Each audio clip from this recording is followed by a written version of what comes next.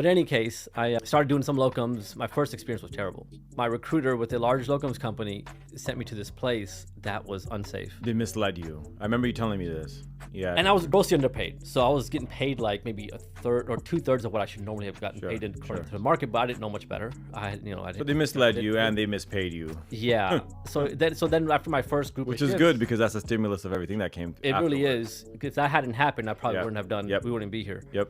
After those block of shifts that I did, I told my recruiter that I'm not going back to this site, and he asked me why, and I told him. He's like, "Yeah, we've heard some complaints about this site." And I'm like, "It would have been nice for you to tell me. Yeah.